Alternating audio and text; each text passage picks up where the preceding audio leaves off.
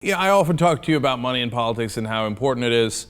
And sometimes it's obvious. It's like oil subsidies, and the oil companies give the money to the politicians, and then they get billions of dollars every year in subsidies. The healthcare companies give tremendous amount of money to the politicians, especially the drug companies, and then they literally kill off their competition. You can't re-import drugs. They extend their patents. You can't even negotiate their drug prices. That stuff is obvious. But in case of national security, it might not be as obvious sometimes. Like, for example, we just had the vote on Justin Amash's amendment. That's an amendment that said the NSA is doing intruding into our privacy too much. They're doing blanket warrantless surveillance, which they shouldn't do on all Americans. Now, that seems like a point of ideology, philosophy, and it was really bipartisan. It was a vote that was nearly split in the middle between Republicans and Democrats. Now, they wound up losing 205 to 217. The establishment won on that. But what's really interesting is how much the defense industry has donated to the people who voted on different sides. This is a great little thing that MapLight did. First of all, they explained members of Congress who voted not to rein in NSA phone spying received more than twice as much defense industry campaign cash as those voting to end the spying. What an amazing coincidence. Again, remember, this is not a Republican or Democrat thing. There's a lot of Republicans and Democrats on both sides. But when you look at all of that, voila, the one thing that matters is it turns out the guys who voted to continue to do the spying get twice as much money from the defense industry that does the spying. Will you look at that?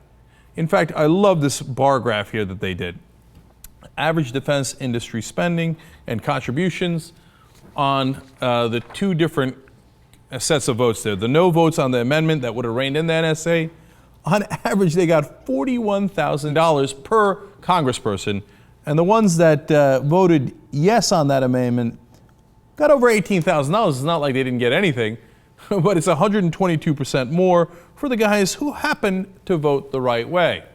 In fact, the defense industry campaign contributions to pro-NSA spying lawmakers just in the 2012 elections was $13 million.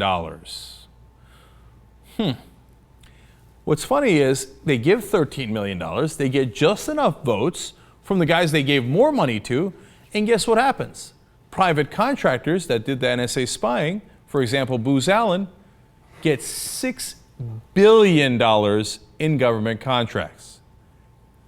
Now, $13 million doesn't seem like a lot of money when just one of those companies gets $6 billion in return. And that's how politics works in America.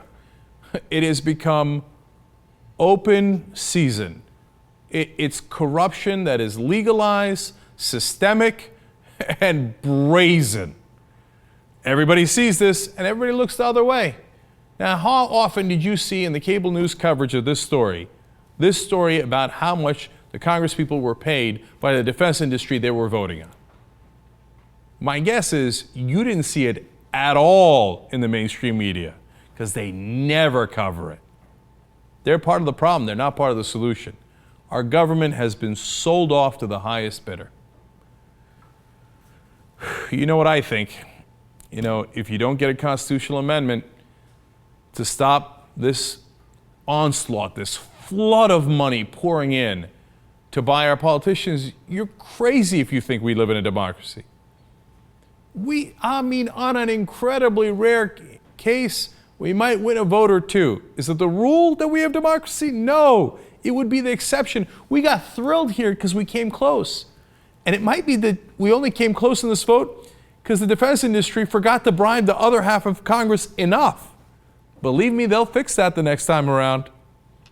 So it is depressing the degree to which our government has been sold off.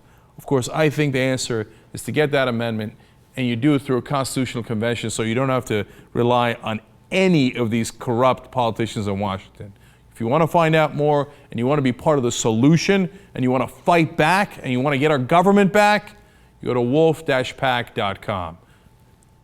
The only reason we started Wolfpack is because I don't see any other way out. If I hadn't started Wolfpack, and they're doing great progress now in all sorts of different states, and remember, we're not the minority, we're the majority. The power establishment that's systematically corrupted is a tiny minority. The overwhelming majority of the country agrees with us. We just can't get anything done because we run into a wall of money like we did in this case. And the reason I started it and we spent all this time on it is because if we didn't have it, well, what the hell else are we supposed to do? Are we supposed to just bow our heads and say, oh, yeah, so congratulations. Well, I guess you bought our congressman, so have at it, Hoss. Do whatever the hell you like. We're screwed anyway. You got to fight back. It's your only hope.